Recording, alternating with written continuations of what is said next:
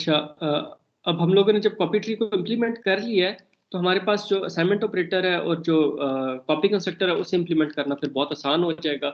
जैसे copy constructor का हमें स्ट्रक्चर पता है कि हम लोग इसके अंदर जो है कॉपी कंस्ट्रक्टर के अंदर जो है वो एक ट्री जो है वो बाय रेफरेंस लेते हैं। ये हमारे पास सोर्स जो है वो ट्री होता है, और इस आइडिया ये होता है कि इसकी डीप कॉपी हम लोग जो करंट ट्री है, करंट जो ऑब्जेक्ट है उसके अंदर क्रिएट करेंगे। तो इसके अंदर कॉपी ट्री का फंक्शन कॉल कर लेते हैं।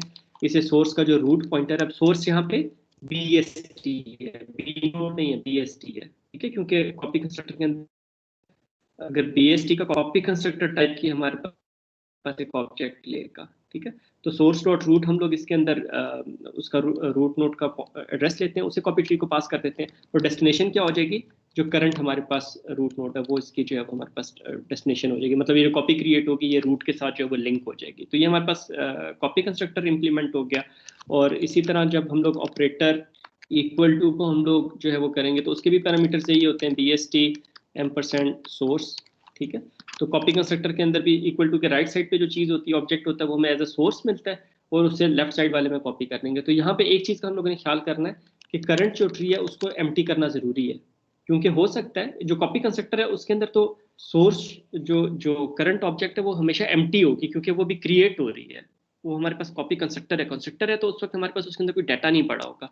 लेकिन जब ऑपरेटर इक्वल टू है तो इसका मतलब है कि हमारे पास पहले से जो है वो हो सकता है कि जो इक्वल टू के लेफ्ट साइड का उसमें पहले से कोई डाटा पड़ा हुआ हो, तो उसे हम लोगों ने पहले खाली कराना है, उसको एलिगेंटली जो है उसकी उसकी मेमोरी जो है हम लोगों ने फ्री करानी है। एम्प्टी ट्री का फंक्शन, मेक एम्प्टी का फंक्शन कॉल करते हैं, उससे मेमोरी फ्री हो जाएगी।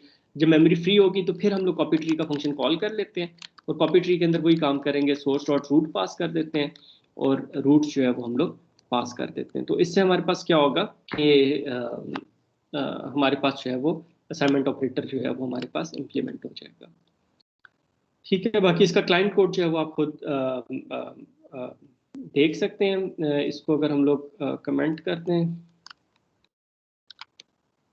सारे को, ये BST है, उसके अंदर ये सारी वैल्यूज पड़ी हुई है। इसकी एक हम लोग इसकी कॉपी बना लेते हैं कॉपी कंस्ट्रक्टर से, और एक कॉपी बना लेते हैं असाइनमेंट ऑपरेटर से। तो हम लोग एक ट्री ले लेते हैं, BST INT B2, ठीक है। B2 जो है वो हमारे पास कॉपी है, और ये कॉपी हम लोग बना रहे हैं कॉपी कंस्ट्रक्टर के थ्रू। इसे B जो है वो कॉपी कंस्ट्रक्टर दे सकते हैं, और एंड यू नो आप इसको इस तरीके से भी लिख सकते हो, BNT INT B2 is equal to B। So in although इधर असाइनमेंट ऑपरेटर जो है वो यूज हुआ है, इक्वल टू यूज हुआ है, लेकिन यू नो कि जब हम ऑब्जेक्ट डिक्लेयर करते हुए असाइनमेंट ऑपरेटर यूज करते हैं तो कॉपी कंस्ट्रक्टर कॉल होता है। तो इन दोनों सूरतों में हमारे पास जो है वो कॉपी कंस्ट्रक्टर जो है वो कॉल होगा। अच्छा, और दूसरा हम लोग ट्री बना लेते हैं, BST INT B3, ठीक है। और B2 के अंदर से हम लोग क्या करते हैं, B2 के अंदर से कोई नोड एक डिलीट कर देते हैं, डॉट इरेज, और इसके अंदर से लेट से 50 को जो है वो इरेज कर देते हैं, ठीक है। 50 को इरेज कर दिया, फिर B3 लिया और हम लोगों ने कहा B3 is equal to B2, ठीक है।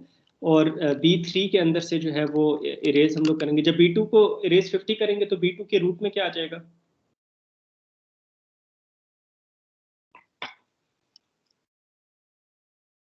B2 डॉट इरेज 50 करेंगे तो B2 के रूट में क्या आ जाएगा, 30 होगा सर।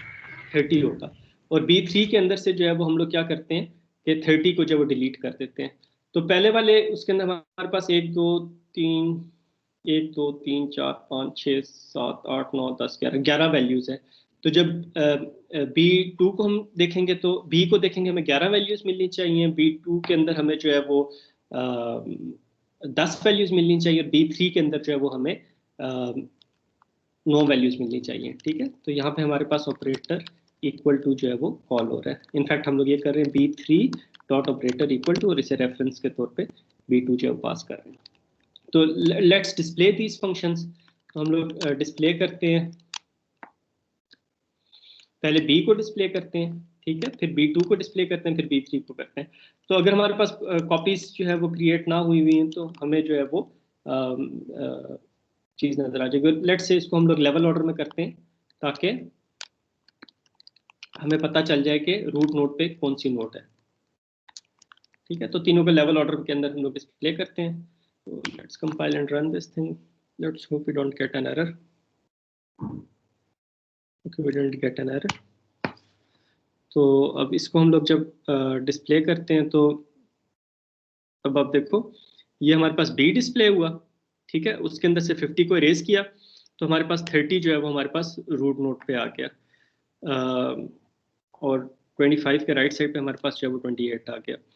अच्छा, तो इट वर्क्स फाइन। 11 वैल्यू जो है वो हमें बी में मिल रही हैं। B2 का अपना हमारे पास ट्री है, उसके रूट पे जो है वो हमारे पास 30 पड़ा हुआ है, ठीक है, और हम लोगों ने भी यही फिगर आउट किया था।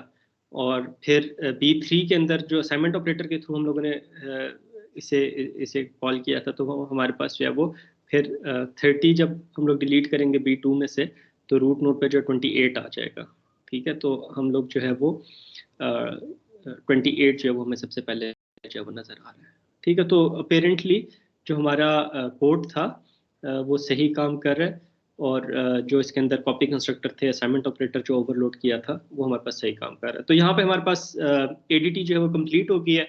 पर्सनली अगर आप मेरे से पूछें तो मेरे ख्याल से इसके अंदर जो सबसे मुश्किल चीज़ है वो इरेज का फंक्शन है। उसका भी जो इरेज का केस 4 है वो थोड़ा सा जो है वो कॉम्प्लिकेटेड है, लेकिन उसके अलावा बाकी कोड इसका लेंथी है, मुश्किल नहीं है। तो you just need to practice कि आपके पास नोट्स को आपने लिंक कैसे करना है। You just need to understand the linking.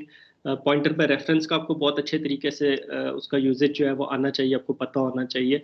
तो इसे अपने तौर पे आप इम्प्लीमेंट करें, आपके बहुत से कॉन्सेप्ट जो है वो क्लियर हो जाएंगे। अभी तक अगर आप समझते हैं कि आप लोग प्रोग्रामिंग में वीक है, तो this is a very good exercise. Binary search tree is a very good exercise to implement your programming skills, technically भी और लॉजिकली भी, ठीक है। फिर अगर आपको कोई मसला वगैरह आता है तो आप फिर मेरे से पूछ सकते हैं। मुझे व्हाट्सएप पे मैसेज ना भेजा करें, वो मैं बहुत कम चेक करता हूँ। मुझे जो अगर आपने कोई चीज़ पूछनी है या मुझसे शेयर करनी है तो please send it on teams. ठीक है बेटे, यहाँ तक कोई क्वेश्चन आप लोगों के?